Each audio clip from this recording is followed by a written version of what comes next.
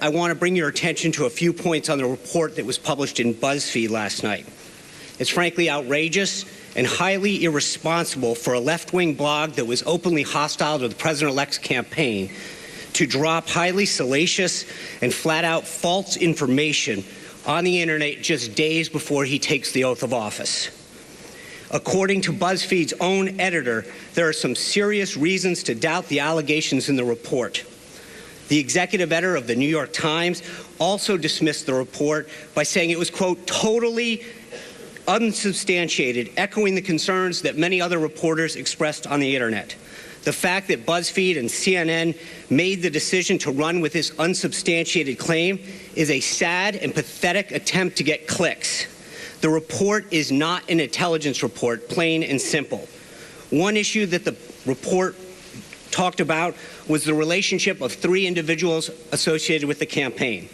These three individuals, Paul Manafort, Michael Cohen, and Carter Page.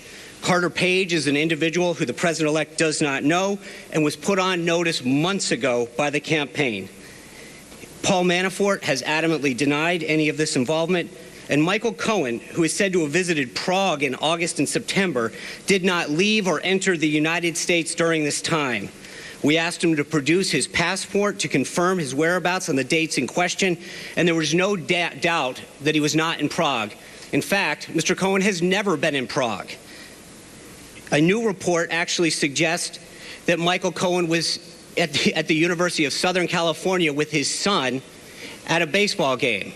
One report now suggests that apparently it's another Michael Cohen. For all the talk lately about fake news, this political witch hunt by some in the media is based on some of the most flimsy reporting, and it's frankly shameful and disgraceful. With that, it is my honor to introduce the next Vice President of the United States, Mike Pence. It is a compilation of men and women with an unprecedented caliber of leadership and background to help this administration move our nation forward. Perhaps that's why there's been such a concerted effort by some in the mainstream media to delegitimize this election and to demean our incoming administration. You know, I have long been a supporter of a free and independent press, and I always will be.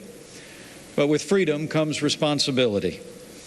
And the irresponsible decision of a few news organizations to run with a false and unsubstantiated report when most news organizations resisted the temptation to propagate this fake news can only be attributed to media bias, an attempt to demean the president-elect and our incoming administration, and the American people are sick and tired of it. I do have to say that, and I must say that I want to thank a lot of the news organizations here today, because they looked at that nonsense that was released by maybe the intelligence agencies, who knows, but maybe the intelligence agencies, which would be a tremendous blot on their record if they in fact did that, a tremendous blot, because a thing like that should have never been written, it should never been had, and it should certainly never have been released.